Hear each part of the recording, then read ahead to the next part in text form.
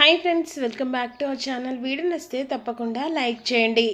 అపూర్వ హాస్పిటల్లో ఉన్న తర్వాత ఇక నక్షత్ర ఏడుస్తూ ఉంటుంది.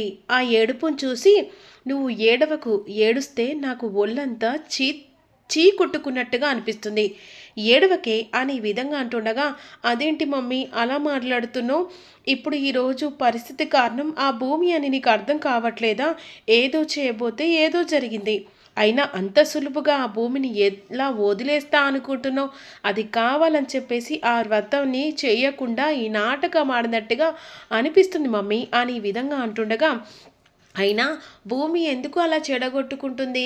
నువ్వు తప్పుగా అర్థం చేసుకుంటున్నావేమో అని విధంగా ఇక మీరా అంటూ ఉంటుంది. ఈలోపు మాత్రం అక్కడి నుంచి సూర్య హాస్పిటల్కి వస్తాడు. ఎందుకంటే ఎలాగైనా చేసి వాడు గగన, ఆకాశ నువ్వు ఏం చేస్తావో నాకు తెలియదని ఇక శరత్చంద్ర అంటాడు కదా, ఆ మాట ప్రకారంగా ఎలాగైనా గగను మరి ఆకాశ గగన నిరూపించడానికి బలంగా ఇక వాళ్ళమ్మను టార్గెట్ చేస్తేనే కదా అప్పుడు వాడి నిజాన్ని బయట పెట్టచ్చు. వాని వీక్నెస్ పాయింటే వాళ్ళమ్మ కదా అనే విధంగా ఆలోచిస్తూ ఉంటాడు. ఈలోపు వెంటనే సూర్య హాస్పిటల్ దగ్గరికి వస్తాడు. ఇక అపూర్వతో మాట్లాడాలని చెప్పేసి నక్షత్రను మీరా ఇద్దరు బయటికి వెళ్తారు. ఏమైంది, వాళ్ళ పూజ జరిగిందా అని అడుగుతుండగా, లేదు మేడం, నేను ఇప్పుడు శరత్చంద్ర సార్ని కలవడానికి వెళ్ళాను. కానీ ఇప్పుడు మీరు చేసింది ఏంటి? ఈ ప్లాన్ వల్ల వాడు ఆకాశ గగనాన్ని నిజాన్ని బయట పెట్టలేకపోయారు. మీరు ఏం చేస్తారో నాకు తెలియదు, కానీ వాడు గగన ఆకాశాన్ని నిరూపించేలాగా చేయాలని అన్నాడు. నాకు ఒక ఆలోచన వచ్చింది. ఏంటి సూర్య? ఏం లేదు, ఎలాగైనా సరే ఇక ఒకవేళ వాడు గగన్ అయితేనో ఖచ్చితంగా తన తల్లి గురించి ఏది చేయడానికైనా సిద్ధంగా ఉంటాడు. అసలు శారదని కిడ్నాప్ చేస్తే అప్పుడు ఖచ్చితంగా వాడు గగన ఆకాశాన్ని బయటపడుతుంది కదా. అవును సూర్య, నువ్వు చెప్పింది నిజమే. ఈ వ్రతంలో వాడు ఆకాశ గగనాన్ని బయట పెట్టలేకపోయినా వాడికి వీక్నెస్ పాయింట్ వాని తల్లి.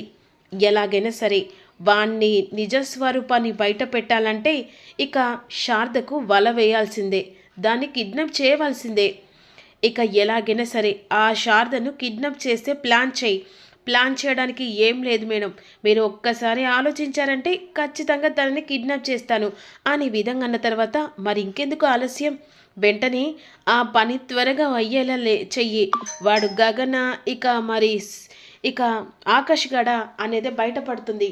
ఇదిలాగా ఉండగా భూమి ఆకాష్ ఇద్దరు కలిసి గుడి దగ్గరకు వచ్చి మాట్లాడుకుంటూ, ఈలోపు భూమి బాధపడుతూ ఉంటుంది. ఆ టైంలో అన్ఎక్స్పెక్టెడ్గా ఇక గగన్ మీది పెళ్లి జరిగింది ఇక్కడే కదా అని అనేసరికి ఒక్కసారిగా భూమికి ఆకాష్ మీద అనుమానం వస్తుంది.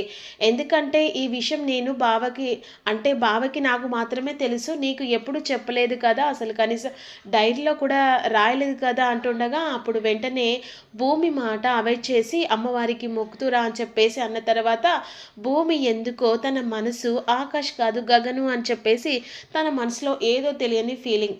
ఇదిలాగా ఉండగా వీళ్ళు మాట్లాడుకుంటుండగా ఆ టైంలో సంతోషంతో శారద హ్యాపీగా ఉంటుంది. వెంటనే అక్కడికి ఇక సూర్య మారు వేషంలో ఇక మొహానికి క్లాత్ పెట్టుకొని అక్కడికి వచ్చి ఆ టైంలో డోర్ కొట్టేసరికి ఆ డోర్ ఓపెన్ చేసిన శారద వెంటనే ఇక శారదను కిడ్నాప్ చేసి అక్కడికి వేరే దగ్గరికి తీసుకొచ్చి పెడతాడు. తనని చేతులు కట్టేసిన తర్వాత, అసలు మీరేంటి నన్నెందుకు కిడ్నాప్ చేశారని చెప్పేసి ఈ విధంగా అంటుండగా, కొన్ని నిజాలు బయటపడాలంటే ఇక ఇలా చెయ్యక తప్పదు శారద అని చెప్పేసి అపూర్వ అంటుంది. ఏంటి, నువ్వు కావాలని నన్ను కిడ్నాప్ చేసావా? నా కొడుకు వచ్చిన తర్వాత వాడి చేతిలో చావకుండా చూసుకో అని విధంగా అంటుండగా, ఏంటి వాడు నీ కొడుక?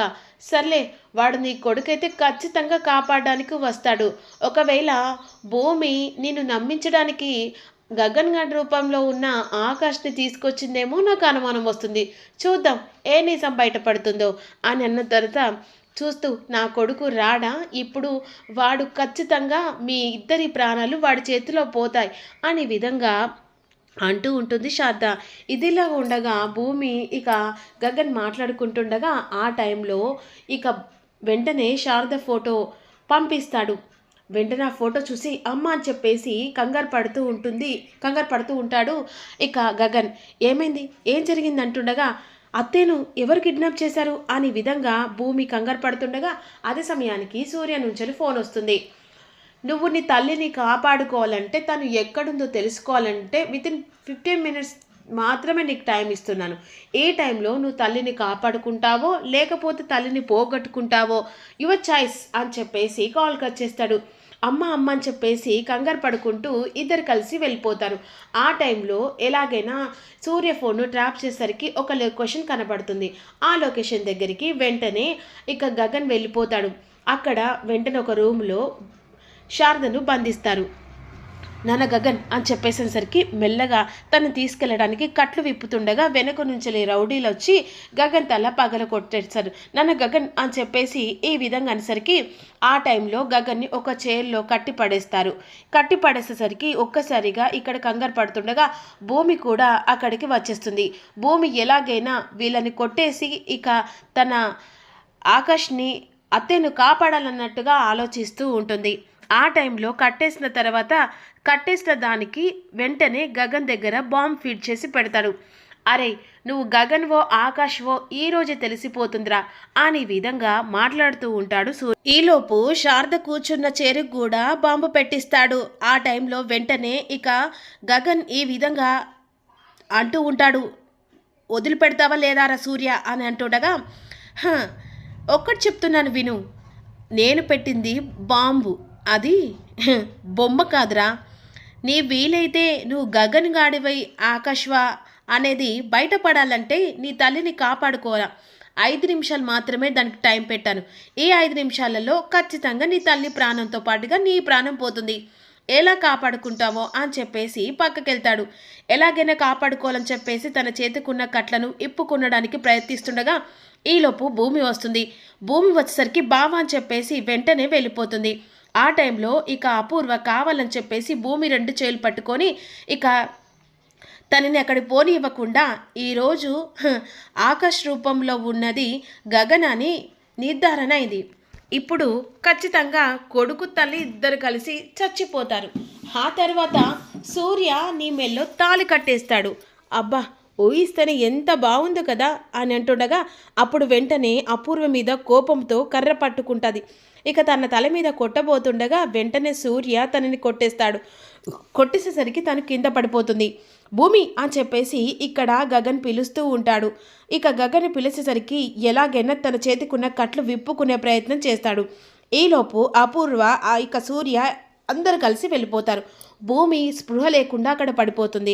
ఇక్కడ బాంబు ఫిట్ చేసి తన తల్లి కుచ్చు కింద పెడతాడు. కానీ ఇటువైపు ఇక తన చేతికున్న కట్లు ఇప్పుకునే ప్రయత్నం చేస్తూ గట్టిగా అరిచి తన చేయిని పిరికెళ్ళ గట్టిగా బిగించి తాళం లాగేస్తాడు. తాడు మొత్తం ఊడిపోతుంది. ఈలోపు వెంటనే ఇక తన చేతికున్న ఆ కట్లను ఆ బాంబు ఇక ఒక చోట విసిరి కొట్టొస్తాడు. అది ఒక్కసారిగా పేలిపోతుంది. ఈలోపు భూమి స్పృహ లేకుండా ఉంటుంది కదా, తనని హాస్పిటల్ దగ్గరికి తీసుకెళ్తాడు. హాస్పిటల్లో జాయిన్ చేసిన ఇక ఈ పరిస్థితి కారణం అపూర్వ అని చెప్పేసి మండిపడుతూ ఇక వెంటనే తనని హాస్పిటల్లో జాయిన్ చేసి ఉగ్ర రూపంతో అపూర్వ ఇంటికి వెళ్తాడు. వసే అపూర్వ అని చెప్పేసి గట్టిగా పిలుస్తాడు. అపూర్వ బయటికి వచ్చేస్తుంది. వీడేంటి బ్రతికొచ్చాడు అని చెప్పేసి చూస్తూ ఉంటుంది. నా భార్యను తల్లిని చంపడానికి నీకు ఏం అర్హత ఉందని చెప్పేసి వెంటనే 2 చేతుల మీద గొంతు మీద చేయి పెట్టి చావే అని చెప్పేసి ఈ విధంగా అంటుండగా ఆ టైంకి శరత్చంద్రకు అర్థమవుతుంది వాడు ఆకాష్ కాదు గగన్ అని చెప్పేసి ఇక్కడ నిర్ధారణ అయిపోతుంది. ఇదిలా ఉండగా సూర్యను వదిలిపెట్టను, వాడిని ఎలాగైనా అరెస్ట్ చేపిస్తాను, నా చావు కారణం వాడే అన్నట్టుగా ఇక్కడ మాత్రం ఇక వాని మీద ఎంత అంటే అంతలా కోపం మండిపడుతూ ఉంటాడు. వెంటనే ఆ సమయంలో ఇక చెర్రీ వచ్చి వదిలేసరికి నీచమైన పనులు చేసిన నా భార్యకి ఏదైనా కావాలి కానీ ఈరోజు నువ్వు మొత్తానికి నా చేతిలో చస్తావే అని వార్నింగ్ ఇచ్చి వెళ్ళిపోతాడు. ఈలోపు భూమి స్పృహలోకి రావడానికి ఇంకా 1-2 అవర్స్ పడుతుందని చెప్పేసి ఈ విధంగా తెలుసుకుంటాను. ఇక లోపల డాక్టర్లు ట్రీట్మెంట్ జరిపిస్తూ ఉంటారు. ఆ టైంలో శరత్చంద్రకు వార్నింగ్ కూడా ఇస్తాడు. ఎందుకంటే నీ కూతురు చావు కారణం నీ భార్య అపూర్వ అయితే ఈరోజు అది నా చేతిలో చచ్చినట్టే అని చెప్పేసి ఆ ఒక్క మాట ఇక శరత్చంద్రకు షాకింగ్గా అయిపోతుంది. ఇక వెంటనే భూమి హాస్పిటల్లో ఉండడం, ఈలోపు శారదను చెప్పడానికి ఇక సూర్య ప్లాన్ చేయడం ఇదంతా గగను ఎట్టి పరిస్థితిలో ఒప్పుకోలేక ఇక ఆకాష్ రూపంలోంచి గగన్ నిజస్వరూపానికి వచ్చిన తర్వాత మరి ఏం జరగబోతుంది? తను ఆకాష్ కాదు గగన్ అని భూమికి తెలిసిందా? ఇక తెలిసిన తర్వాత ఎలా ఉండబోతుంది ఈ కథ అనేది అప్కమింగ్లో తెలుసుకుందాం. మీరు ఇలాంటి రెగ్యులర్ ఎపిసోడ్ కావాలంటే ఛానల్ని సపోర్ట్ చేసి అలాగే లైక్ చేయండి. Thank you so much.